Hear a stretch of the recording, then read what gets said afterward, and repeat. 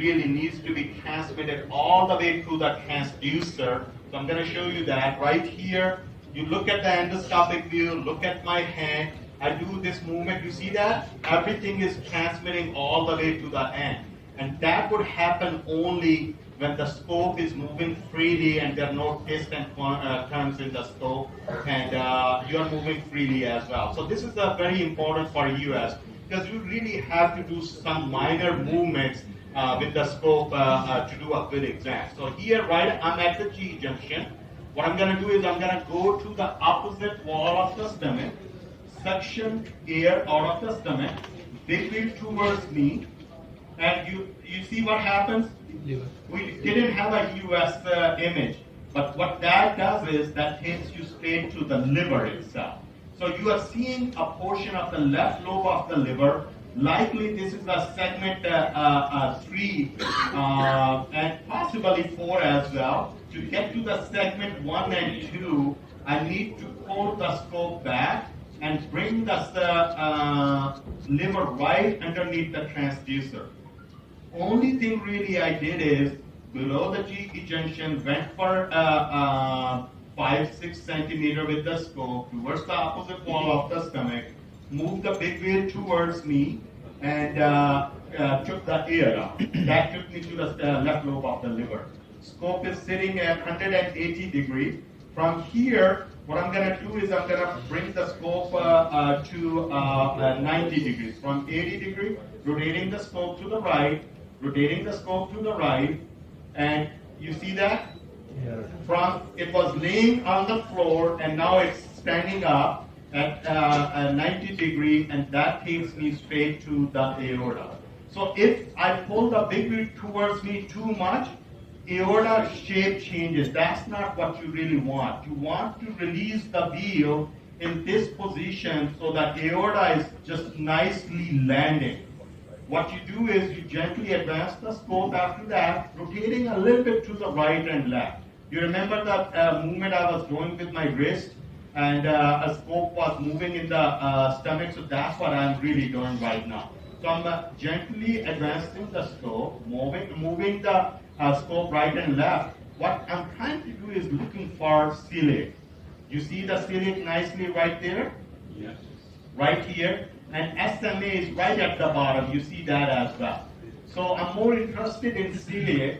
Celiac divides into 3 branches when you follow it. The first one is the left gastric artery. Right here at the bottom, you see that? That's the left gastric artery. It's going towards the right of the screen. Right now, I'm not interested in that. I'm going to follow the main trunk, and that divides into 2 branches as I follow that. So I still have that in view. That's what I'm trying to do. If I get stuck, scope is not moving, what I do is I release my wheel a little bit to get deeper into the stomach, or I take a look if I'm getting stuck on gastric fold or hiatal hernia. So that happens sometimes. You just move the scope to the left, that releases your scope, move the big wheel a little bit towards you, and that will take you into the deeper portion of the stomach and take you straight to the pancreas. Everybody sees the pancreas right here? Yes. You guys see the pancreas right here, right? Yes, there's a mass. There's a mass. Good. So, do you see a duct in there? Anywhere? Anybody? We're trying to. You're trying to. Good. I'm trying to. So, so really, you don't see a duct there, right? That's right. And okay, good. So from here, when I rotate it to the right, I'm trying to go towards the tail of the pancreas, right? And rotating my scope to the right, the left kidney starts coming up right at the bottom, and the spleen is right here. So this is kind of like a really tail of the pancreas, right? So we all agree that this looks like a mass in the tail of the pancreas, right? That's what we think. But that's not what the CT said, right? CT said that the mass is in the head of the pancreas, or suspicious for at least. So now the tail looks like a mass. Now I'm going to rotate the scope to the left. I'm going towards the body. You see the left kidney here. This is the distal body. I keep going towards the proximal body. I see a nice splenic artery, splenic vein, and this looks like a mass as well. I still don't see the duct, right? So, Yeah, agree. okay. So everything looks like the whole pancreas is a mass. Yeah, so this is. I'm coming to court. No, I'm not going to say it. I'm not going to say it. No, so here you see the duct a little bit right there, and that duct is quite normal, at least in diameter. But there is a hyperechoic duct margins. What that means is, when you look at the duct itself, you see the wall is little bit bright. So Okay. here you see that this whole pancreas is kind of a bulky pancreas. In the body, in the tail, in the neck as well. So let's go to the duodenal bulb now. So did you see any either lymph nodes? So before I go into the duodenal bulb, you guys see something here? And Did you see any? Yeah, this is the pulse there. But did you see any lymph nodes in the island, river? I didn't look for it yet, for the lymph nodes. So just hang on in there. I did not. You can take a look for that. I did not see in this area where we examined. So endoscopically, before the pylorus, do you see that bulge? Yes. What is that? From the audience. Okay. Make a guess, ladies and gentlemen. So one guess is gallbladder. It's probably a colonic equation, isn't it? Any other guesses?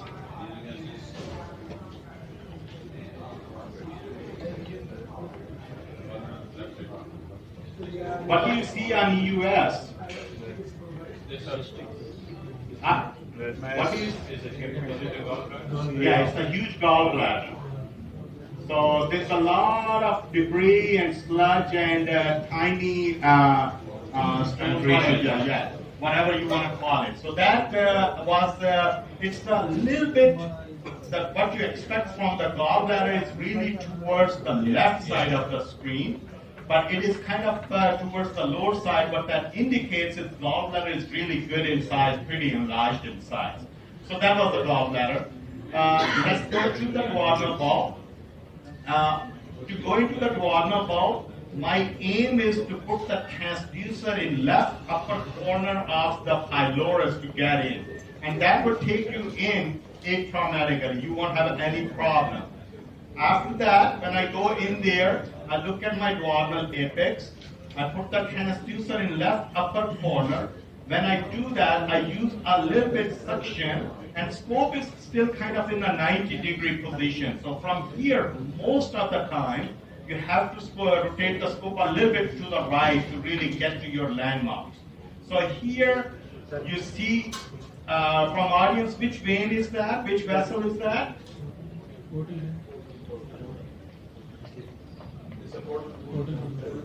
So portal vein is here on the top. So here, there is one vessel here, one is here. So this is the superior mesenteric vein, or SMV. This is the splenic vein. This is the head of the pancreas right here. You see the pancreatic duct right there?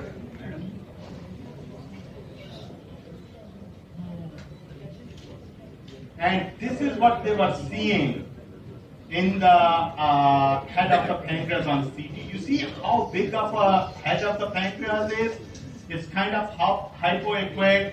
So if it is really a mass, so this mass is like a multifocal mass in the head, mass in the body, mass in the tail. The whole pancreas looks like a mass. And on CT, they use the term sausage-shaped pancreas. So this is what it looks like. So that number one diagnosis would be? This is also good pancreatitis. Yes, of course.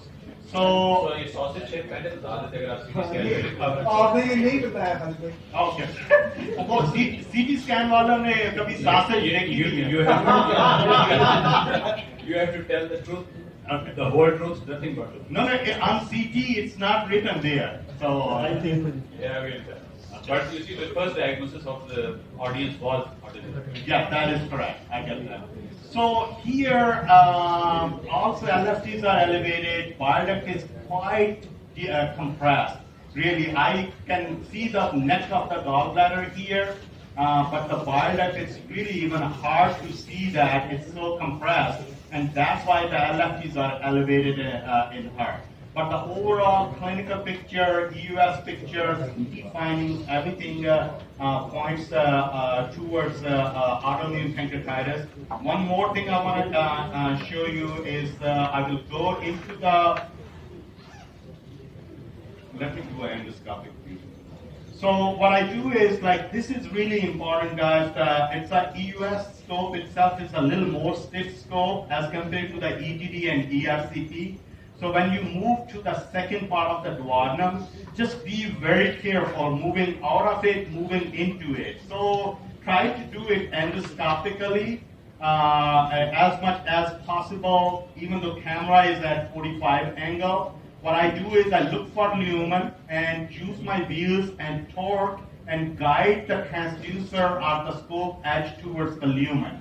And gently advance, stay towards the top of the lumen when you are advancing the scope. And when you are in the second part of the duodenum, then you can move the small wheel away, just like a ERCP scope. Hold it with your thumb instead of locking it. I don't like to lock the wheels on EUS scope, and I did mention about that yesterday as well. So when you are in a second part of the duodenum, there are two ways to really do the EUS exam. From the for station 1 or station 2, whatever you want to call it. One is don't worry about taking a look at the ampulla, and then I'll do that first, and then I'll show you the, if we still have time, I can show you how to take a look at the ampulla with the second one. So here you see that EUS image on there. I'm suctioning all the air, big wheel towards me, and slowly pulling the scope back and moving the scope right and left. So when I move the scope right and left, what I'm looking for is really an aorta. You see the aorta right in there? And if you look at my scope, look at my hand position right now, look at the scope position, it's really, really straight scope. And if I do a little bit torque on that, you see that that is represented to the EUS image.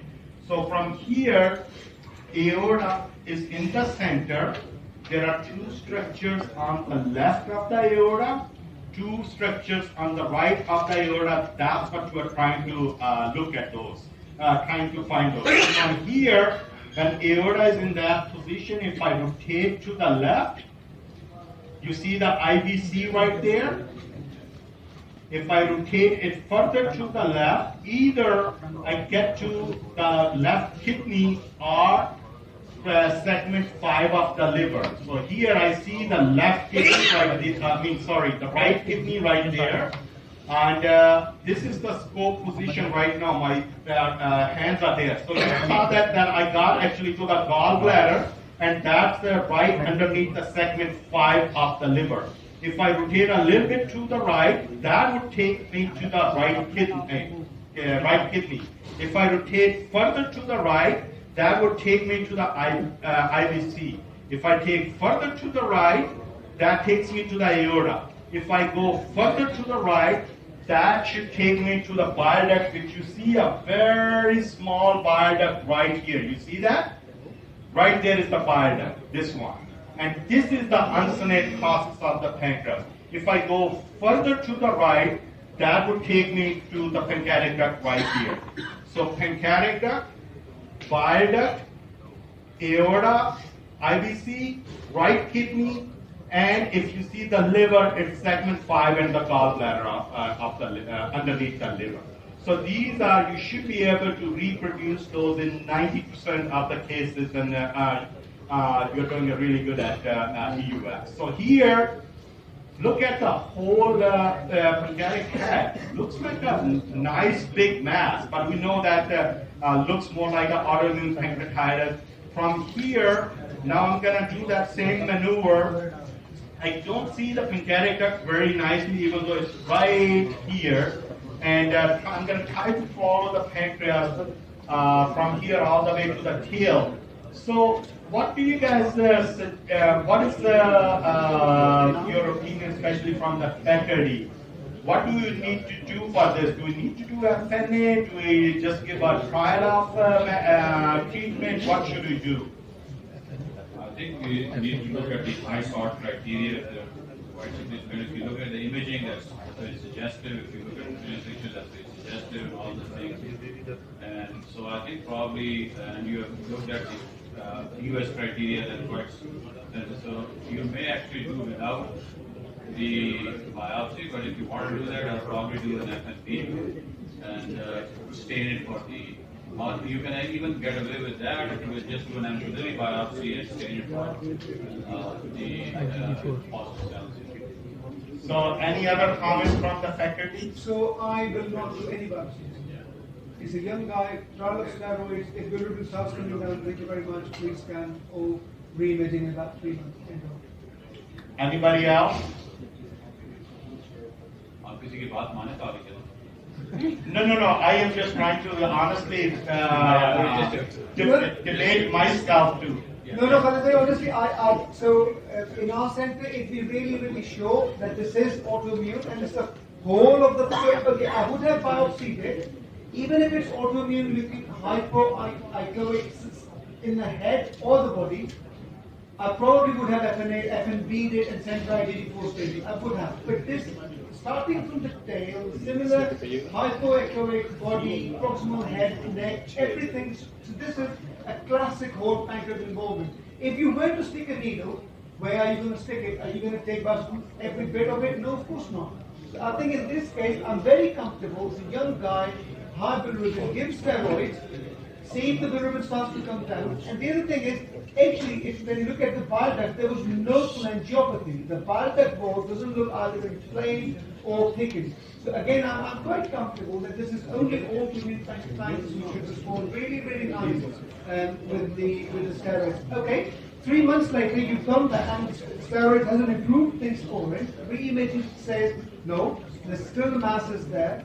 But by all means, you can go back and biopsy it at that point. But I think at this stage, I'm quite comfortable leaving it like this and just give it a lot of Do we have line before on this page? We don't. Nobody thought about that. Yeah, so that's what we should be doing actually, YG4 and split that to twice. So, yeah. So, I think here the final vote is going to be from the organizers, what they want to do. And I take a We should vote. take a vote. And I can go either way. I think Farooq is absolutely right. And also doing a biopsy, if we're going to do biopsy, it's going to be a core biopsy. And you have to make sure that you do not stick the area where the pancreatic duct is. You do not want to damage the pancreatic duct and cause a pancreatitis. So if we decide, I should say, like we're gonna do the biopsy, so what, in my opinion, what would be the best area of biopsy is gonna be probably this area right here, if I can get some tissue from there. So you guys tell me. I think both are very valid points. I'm willing to do whatever. I think for either of the approaches is not right. Kiss the patient. So, Whose patient is that they can make? And actually, the patient came from Sargodha, and they called me. Actually, the doctor called me from Okay, I here. think I have 2 or 3 reasons for doing the biopsy. Number 1, may not come again. Number 2, the diagnosis can be established for definitely. And if this patient has a recurrence, there is like arterial pancreatitis can recur and also so we should be sure what we are giving starting her. And Farooq, I totally agree with you. It's not. I think that's absolutely the right approach as well. So honestly, I think if I was working in the United States, I probably would have It's patients usually are more reliable there. They follow. There's a better follow-up. I might have just checked the IgG4 levels first, treated the patient with steroids, and then re-evaluated them for the biopsy. But I think because of the I should say circumstances, or because of the situation here, and it is not unreasonable to do the biopsy as well. So this is now we have decided that now the needle is in there too, so I have to biopsy it. So that's the FNP, right? Yeah. So I want to. That's the acquired needle. Yeah, that's what I was going to do. So this is a needle. It's made by Boston Scientific. It's called an acquired needle. It's a FNB, which means fine needle biopsy needle. So what that does is it tries to get you a core tissue. And lately we have been turning to core tissue more and more for molecular genetic analysis and personalized medicine. So and we need like FNA. When you do a FNA, it just gives you a cell cytology. When you do a FNB, supposedly it gives you a fibrous tissue and the desmoplastic reaction of the tissue, all that which you really need to establish the exact nature of the lesion itself. What this needle is, it has 3 cutting edges. Okay, so it's hard to show that on camera, but the best way I can is like this. It's a core, and it has 3 cutting edges. So the best way to explain is, I don't know, आप लोगों ने कभी boring देखी है? Yeah. Yes, it's really like that. You are जैसे boring कर रहे होते हैं, so that is they just go straight in there and get a chunk of soil or whatever you want to call it. So it's exactly like that. With those 3 cutting edges, it's if you are going that through the gastric wall is pretty thick, and you may have a really trouble sometimes just poking through the gastric wall. So the way I do, and this is different than FNA. FNA, you see, like you go into the lesion and you do a fanning technique. It's called 4x4, and what that means is you go into one area, you go back and forth quickly or slowly 4 times. Then you change the direction, do the same thing in the other area, change the direction, and do the same thing in 4 different areas. With the core needle, you do the same thing 3 or 4 times, but only once or twice is enough in one area, because what you have done is you have created a core or a hole in that area by putting this needle. What that does is, if you keep going into the same area, now it's filled up with the blood, exactly like a boring. You take the soil out. What does is that brings the water into that boring canal. So the same thing you did here, there's a blood all around, you created a hole there, or a bore there, and the blood just seeps right in there. So really there's no purpose of going into the same area. If you can probably, if you are okay if you go twice in the same area, but don't do it 3 times. You're going to cause more and more bleeding in the same area. So in the duodenum, I'm going through the duodenum now. And it's a little more easy and to get this needle through the duodenal because the duodenal wall is a little thinner wall. So what I'm going to do is I have the needle there. Everybody sees the needle there? Yeah, we do. Okay, I'm going to use maybe a little bit elevator because I want to just direct right into the area of my interest. So right here, you see the needle is right at the wall now. So if you look at my hands, what I'm going to do is, I call it a quick safe stab. So what I do is I put my fingers here, put my fingers here, have a like 3 centimeter area which is which does not have my finger or a stopper there, and after I have an indentation on the wall itself, I'm going to do a quick stab. You saw that? It's a quick, safe stab. You're like just trying to stab it quickly like that. So after that goes in, I will take the stylet out, nikal. So I will go slowly in there, one area, no suction, and bring that needle back to the edge, but not out of the lesion. That's the second one. I will go to another area. That's the third one, and I usually do 3 or 4. So this will be another one. So I'll take that out. And you saw that I went in slowly. It's not like a FNA needle, like a jackhammer. So this is just really a slow movement. So इसको जो है ना jar में डालो. Yeah, they have to put in the formula and tell them that they have to stain it for IgG4 because they और जो भी भेज रहे हैं, just ask them to stain it for IgG4. And they have to look for plasma cells, just write on their suspected autoimmune pancreatitis. No, formally. हाँ जी. थोड़ा सा बेशक स्लाइड बना भी दें आप, लेकिन ये कि स्लाइड जो है ना इस एक और करें, maybe if we have enough tissue, if I have enough tissue there, I may not even do a second pass on there. I think I really don't want to have to do too much passes there. It's not a pancreatic mass, so usually FMC just acquire gives you a good sample.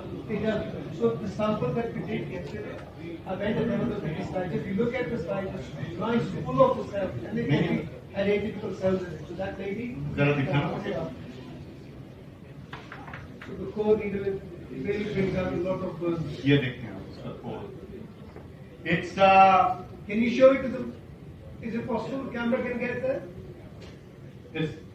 I don't know if we can get it. It's a white tissue hanging at the bottom. There's some clot, but there's at least a 2 centimeter nice white tissue. Great. And there's some blood in there too. But that is completely intact core. So it's about edge पे ना 2 centimeters of white tissue.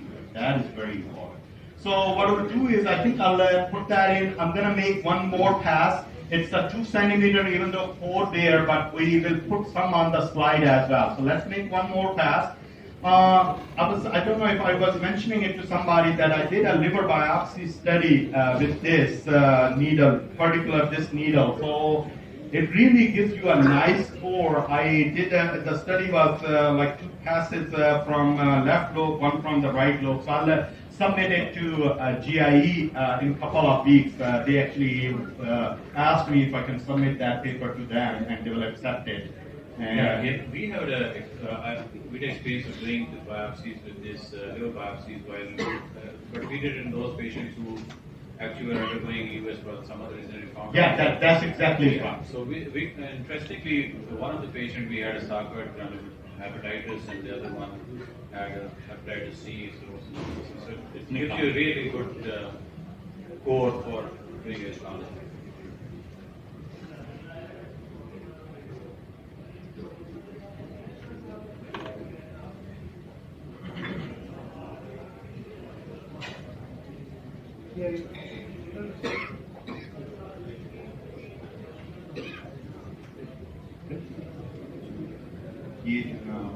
ये भी उसी में डाल दो या फिर एक आधी स्लाइड बना दो.